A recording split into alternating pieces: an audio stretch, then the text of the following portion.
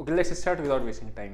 इस सेशन में हम लोग वीकली एनालिसिस करेंगे। जो आने वाला वीक है अपना जून का वीक, ठीक है, उसमें निफ्टी बैंक निफ्टी के कहाँ तक के टारगेट हो सकते हैं, कहाँ पे अगर सेलिंग करना हो, कहाँ पे बाइंग करना हो, वो सारी चीज़ अपने लोग देखेंगे। ठीक है, इसको चार्ट पे भी देखेंगे और साथ में ऑप्शंस का डेटा किस तरीके से बन रहा है वो भी देखेंगे। ठीक, सबसे पहले आप देखोगे फ्राइडे के दिन एक ब्रेकआउट का सिनेरियो आपको दिख रहा है। निफ्टी का चार्ट चल रहा है, ठीक है, मार्केट ऊपर गया, नीचे आया, ऊपर आने के बाद यहाँ पे इसने हो सकता था ये तोड़ के नीचे वापस सेक्शन नेगेटिव बनाता है, लेकिन ना बना के इसने वापस से ऊपर चला गया और क्लोजिंग इसने 18400 के ऊपर दे दी। तो पहली चीज हमारा क्या आ रहा है, 18400 जहां से इसका ब्रेकआउट आया है। ठीक है, पहला पॉइंट आपका ये हो गया। सेकेंडली अगर आप देखोगे तो कहां तक जा सकता है ऊपर में, मतलब नीचे आपका 400 है। एक चीज याद रखना, ये वीकली एनालिसिस है, ये डेली एनालिसिस नहीं। इंट्राडे की वीडियो अलग होती है, वो आप देखना। डेली इंट्राडे में हो सकता है गैप खुल के फिर आपको थोड़ा साइडवेज टू बेरिश हो, फिर सेकंड हाफ में ट्रेंड डिसाइड हो, वो एक इंट्राडे पार्ट है। हम लोग इसको कब देख रहे हैं कि इस पूरे वीक में निफ्टी का कहां तक का जा सकता है। तो पहली चीज अपना साइड जो है बुलिश साइड है, बिकॉज आपका ब्रेकआउट है, नंबर 1। नंबर 2 अपने लोग चलते हैं ऑप्शन चेन पे, और ऑप्शन चेन पे चल के देखते हैं कि क्या डेटा बना है। अगर मैं यहाँ पे बात करता हूँ ऑप्शन चेन की, ठीक है, तो ऑप्शन चेन में क्या दिख रहा है, 77 लाख आपकी पुट्स बैठी हैं कहाँ पे, इस जगह पे 18400 पे। ठीक है, यानी ये आपका बेस हो गया।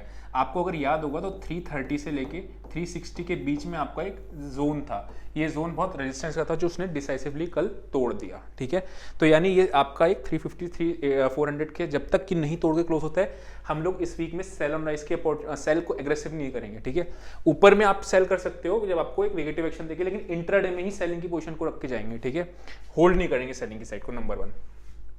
नंबर 2, कहाँ तक पुट राइटिंग दिख रही है आपको, 18500 पे आपको दिख रही है। ठीक है, 550 पे भी दिख रही है, 600 पे भी दिख रही है, और 650 पे भी आपको साइजेबल दिख रही है।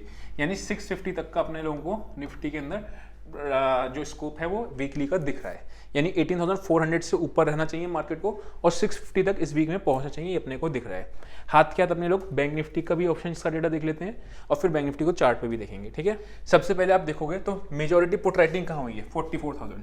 अब अगर कल मार्केट आपका 44 जो आज की क्लोजिंग है, लाइफ टाइम हाई कहाँ पे आपका 44,076 के आसपास है, वैसे आपका 150 के आसपास है, क्लोजिंग बेसिस पे आपका इतना है। अगर ये क्लोजिंग अच्छी रहती कल भी, तो फिर इसके टारगेट आगे तक के खुल रहे हैं, कहाँ तक 20 लाख 9 लाख। यहाँ पे पुट्स कहाँ पे हैं, आपकी राइटिंग कहाँ तक हो रखी है, 5 लाख आपके 100 200 पे भी है। ओके, यहाँ तक है, यानी 44,500 तक के इसके भी टारगेट दिख रहे हैं, अगर ये क्लोजिंग कल 44,000 के नीचे नहीं होती है तो। ठीक है, क्योंकि 44,000 पे आपका अच्छी क्वांटिटी में पुट्स ऐड हुई हैं, बैंक निफ्टी का मिल गया, यानी ऊपर तक का टारगेट। तो हम लोग ये क्या देख रहे हैं, हम लोग ये देख रहे हैं कहाँ तक ऊपर जा सकती है मार्केट में, स्कोप कहाँ पे है।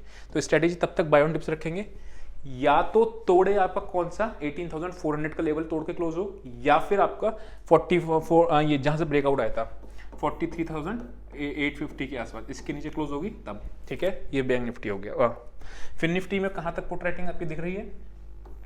अब मैं ऐसा क्यों कह रहा हूँ कि पुट राइटिंग है, मैं ये भी तो कह सकता हूँ कि आपकी कॉल राइटिंग भी तो दिख रही है। इसलिए कह रहा हूँ क्योंकि मार्केट में एक बुलिश मारूबुल टाइप की बनी है। इस केस में बड़ा आदमी पुट्स बाय जनरली नहीं करता है, पुट राइट ही करता है, इसलिए हम लोग इसको एज्यूम कर रहे हैं। ठीक है, कहाँ तक इसमें दिख रही है आपको sizeable put writing, 19,500 and then आपका बस 550 तक मैक्सिमम। ठीक है, यहाँ तक दिख रहा है। चल कितना रहा है आपका 300, ये कुछ और रेट दिखा रहा है, अलग है। ठीक है, ये अपना फिर निफ्टी का हो गया। अब चलते हैं वापस से चार्ट पे और देखते हैं उसमें क्या है। ये आ गया बैंक निफ्टी। ठीक है, बैंक निफ्टी में अभी आपका एक स्टिल ये जोन में है, लेकिन निफ्टी ने आपका भी ब्रेकआउट दे दिया। आपको याद होगा अगर डेली एनालिसिस में मैंने चीज़ बताई थी थर्सडे वाले दिन कि तेजी आपकी बैंक निफ्टी में पहले आएगी, जो है आपका बैंक निफ्टी बाद में। बैंक निफ्टी ने बीच में प्रेशर दिखाई थी मॉर्निंग के टाइम पे फ्राइडे को, लेकिन आपका निफ्टी सीधा ऊपर जा रही थी। ठीक है, रीजन क्या था, रिलायंस, है ना। अब ये वापस से मार्केट इसी में है। अगर ये वापस से 44,050 क्रॉस करे, 100 क्रॉस करेगी, अगेन आपको तेजी देखने को मिलेगी। ठीक है, याद रखना मार्केट जब भी क्लोज होगी ना, उसके बाद यहाँ पे एक बार सपोर्ट लेगी। क्यों, क्योंकि बिकॉज रेजिस्टेंस जो हुआ करती थी वो अगर रेजिस्टेंस तोड़ के क्लोज होती है तो फिर वो आपकी सपोर्ट बन जाती है। इस केस में क्लोजिंग नहीं है, आप ध्यान से देखना। देन आता है फिर निफ्टी। फिर निफ्टी में अगर आपको याद होगा तो हम लोगों ने इसमें भी थर्सडे को क्या केस डिस्कस किया था, थर्सडे वाले डेली एनालिसिस की वीडियो में, कि ये अगर आपका फॉल्स ब्रेकडाउन दिख रहा है, ठीक है, तो ये बहुत तेजी से मार्केट आपका ऊपर आएगा और आप देखो कि बहुत जल्दी ही आपको ऊपर के रेंज को टेस्ट कर देगा। ये चीज़ हम लोगों ने फॉल्स ब्रेकआउट या ब्रेकडाउन की स्ट्रेटेजी में एक चीज़ देखी थी, आपको ध्यान हो क्या, अगर मार्केट एक रेंज में है उसके बाद एक दिन आपको फॉल्स ब्रेकडाउन दे दे उसके बाद अगर ये ऊपर आती है ना तो ये बहुत तेजी से आपका ऊपर पकड़ती है।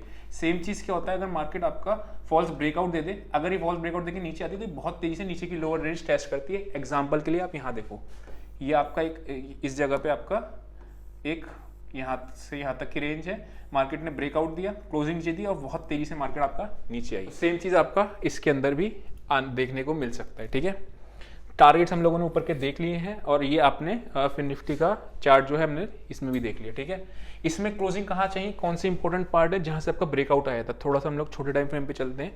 जैसे उसमें हम लोगों ने कंक्लूड करेंगे अभी तो बताऊंगा कि 18,400 के लिए नीचे क्लोजिंग नहीं, 43,750 के नीचे क्लोजिंग नहीं, 850 के नीचे क्लोजिंग नहीं, और फिर निफ्टी में यहाँ से ब्रेकआउट आया था तो यानी 19,200 के नीचे क्लोजिंग नहीं। अगर इसके नीचे आती है तभी हम लोग इसको बुलिश सिनेरियो को कल मानेंगे कि इनवैलिडेट हो गया है, नहीं तो बुलिश रहेगा। इंट्राडे में मैंने आपको बताया था, डेली बेसिस में आप देखना अगर बड़ा गैप खुलता है तो ऑब्वियसली थोड़ा सा साइडवेज टू बेयरिश हो जाता है, बिकॉज ये प्रॉफिट बुकिंग करने आते हैं। उसके बाद आपका सेकंड हाफ में ट्रेंड डिसाइड होता है। तो इंट्राडे के मूव्स अलग होते हैं, हम लोगों ने पूरे हफ्ते का मतलब इस वीक तक कहाँ तक क्या हो सकता है वो देखा है। ठीक है, तो आई होप को समझ में आया होगा। आज के लिए इतना ही, see you next session, till then bye bye.